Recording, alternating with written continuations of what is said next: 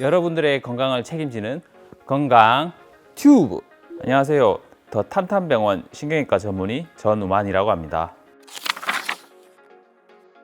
더 탄탄병원은 지하철 1호선 6번 출구에서 쭉 내려가시다 보면 푸르지오 상가 건물에 있는 걸 확인할 수 있습니다. 탄탄병원은 최신 의료기계와 시설로 되어 있기 때문에 수술이나 시술 후 빠른 일상생활로의 복귀가 가능하다는 장점이 있습니다. 제가 신경외과를 선택하게 된 이유는 의사로서의 사명감과 환자를 치료하는 과정에서 보람을 느끼기 때문입니다. 그래서 다양한 비수술적 치료부터 수술까지 폭넓은 치료 옵션들을 통해서 환자들이 회복되는 모습을 볼 때 뿌듯함을 많이 느낍니다. 이런 이유로 신경외과를 선택하게 된 것 같습니다.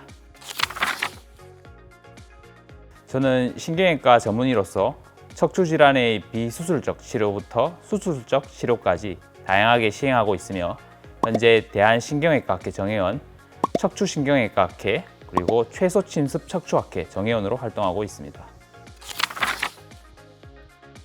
오늘은 척추 질환을 해결할 수 있는 비수술적 치료법인 신경성형술에 대해 알려드리려 합니다. 신경성형술은 척추 질환을 치료하기 위한 비수술적인 시술입니다. 여기서 사용되는 카테터는 작고 유연한 튜브로서 척추 내 병변에 직접 접근할 수 있고, 신경성형술은 병변 내 염증과 부종을 줄이고 통증의 또 다른 기전인 유착된 병변을 방리해서 통증의 완화와 일상생활로의 복귀가 주요 목표라고 할 수 있습니다. 신경성형술은 수술이 아닌 시술이기 때문에 일반적으로 하루 정도의 휴식을 취한 후 다음 날부터 일상생활 복귀를 할 수 있고, 신경성형술 말고도 풍선 확장술이라는 시술이 있는데요. 원리는 거의 비슷합니다만 카테터 끝에 풍선이 좀 부푸는 기능이 있어서 신경이 지나가는 통로가 좁아진 부분을 넓혀주는 시술로 시행합니다. 시술과 수술의 차이입니다. 말 그대로 수술 시 아주 최소한의 피부 절개를 이용하여 시행하는 수술입니다. 이 방법은 상처 크기가 작고 근육 손상이 적다는 장점이 있습니다. 반면 신경성형술은 비수술적인 시술의 개념이라고 할 수 있고, 주로 심한 통증이나 다른 비수술적 치료에 효과가 없는 경우에 사용됩니다. 신경차단술은 주사를 통한 치료입니다. 주사로 특정 신경의 작용을 차단하는 치료 방법입니다. 병변의 한 부분에 입각하여 접근하기 때문에 접근에는 한계가 있을 수 있습니다. 그리고 주사 치료이기 때문에 보험 적용이 가능하고, 신경성형술은 일단 건강보험은 적용되지는 않습니다. 대신 신경성형술은 카테터가 신경의 깊숙한 부분인 병변에 대한 직접적인 접근과 그리고 유착에 대한 방리를 시행할 수 있어 비수술적 치료에 있어서 효과는 탁월합니다. 시술 시 여러 병변에 도달할 수 있는 장점도 같이 가지고 있습니다. 신경성형술은 보통의 척추 디스크나 협착증이 있는 환자들이 많이 맞습니다. 통증에 따라 신경성형술이 받는 부위가 다릅니다. 보통 허리 같은 경우는 허리 통증부터 골반, 다리, 발까지 다양한 방사통이 있는 환자분들이 많이 받고 있습니다. 경추 같은 경우는 목 또는 어깨, 팔부터 손가락까지 다양한 통증의 양상이 있으신 분들이 신경성형술을 많이 받습니다. 우선 마비가 진행될 때는 수술적 치료를 고려합니다. 그러나 마비가 없는 경우에, 그리고 비수술적 치료가 효과가 없고 통증이 지속될 경우에는 일부 환자들은 수술적 치료가 부담스럽고 최대한 보존적 치료를 시도하려고 합니다. 이런 경우에 신경성형술을 많이 시행합니다. 신경성형술을 받기 위해서는 우선 입원 절차를 시행하고, 그리고 혈액검사, 그리고 허리와 목의 MRI 같은 영상 촬영이 필요합니다. 혹시나 시술을 시행할 시 문제가 되는 부분이 있는지 또는 경로에 다른 변수가 없는지 확인한 후 최대한 안전한 상태로 시술을 진행하려고 합니다. 신경성형술은 연령 제한이 거의 없습니다. 환자분이 만약 척추 질환으로 인해서 심각한 마비 증세가 있을 때나 척추 농양이나 척추염 같은 척추에 감염이 있을 시에는 시술을 진행할 수는 없습니다. 부작용은 잘 나타나진 않지만 시술 당일에는 다리에 힘이 빠진다든지 약간 어지러운 것만 주의해 주시면 됩니다.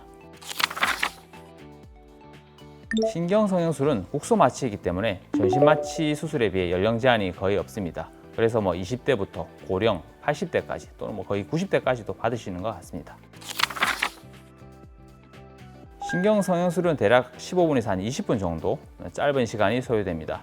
시술 후 일시적인 다리 힘 빠짐이라든지 어지러움이 있을 수는 있지만 시술 직후 당일날은 운전이라든지 과도한 신체 활동은 삼가하시고 충분한 안정이 필요합니다. 짧은 시술인 만큼 부분 마취만 하기 때문에 당일 하루는 좀 충분히 휴식을 취하고 다음 날부터는 일상으로 바로 복귀하셔도 됩니다. 모든 환자들을 다 기억하고 싶지만 특히 60대 여성 환자분이 기억에 남습니다. 수개월 전부터 허리와 하지 방사통으로 인해 일상생활이 불가능할 정도로 통증과 저림을 호소하셨던 분인데요. 평소 근처 의원에서 약도 복용하고 물리치료도 계속 받고 했지만 통증이 지속되어 마지막으로 저에게 상담하러 오셨던 분입니다. 통증 기간이 길었던 만큼 걱정을 좀 했었는데요. 시술을 받고 나서 증상이 확연히 좋아지셔서 걷기도 편해지시고 일상생활에서 이제 삶의 질도 많이 향상되어 제게 감사하다고 이제 표현을 하셨었고 큰 보람이 되어서 저희 기억에 더 남는 것 같습니다. 신경성형술은 시술이기 때문에 일상생활에 큰 제약은 없습니다. 그러나 시술을 했다고 완전히 예전처럼 정상으로 돌아가는 것은 아닙니다. 평소에 이제 생활할 때 척추에 무리가 가지 않도록 주의해야 합니다. 앉아 있거나 허리를 숙인다든지 이런 자세를 오래 유지하지 말고 한 번씩 이제 허리를 좀 풀어준다든지 또는 척추에 최대한 무리가 가지 않도록 해야 합니다. 또한 척추에 무리가 가는 생활 습관을 개선하시는 게 좋을 것 같습니다. 신경성형술 후 증상 개선과 회복을 위해 다른 치료를 받기도 합니다.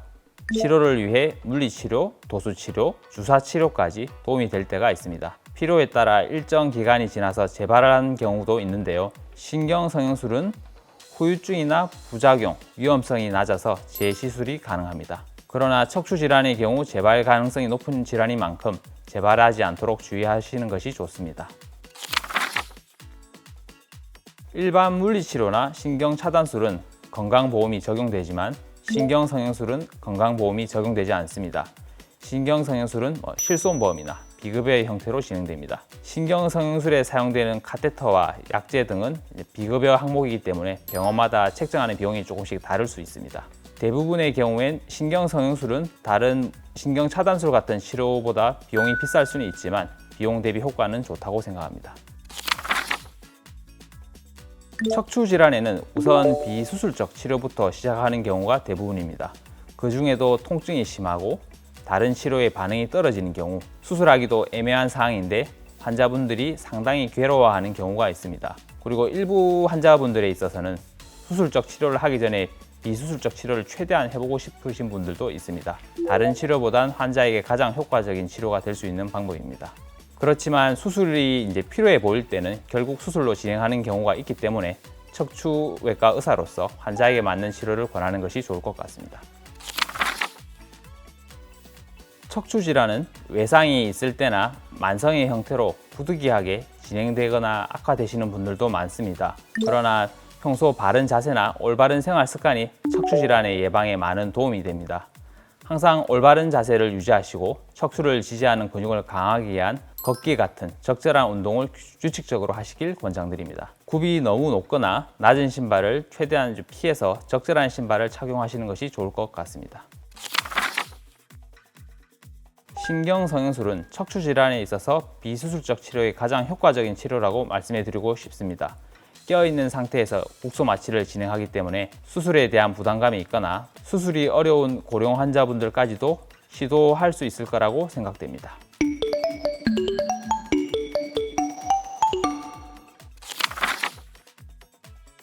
척추 질환 환자분들은 각자 질환의 종류와 중증의 정도, 통증의 양상이 다릅니다.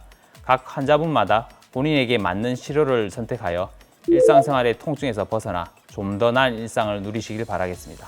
감사합니다.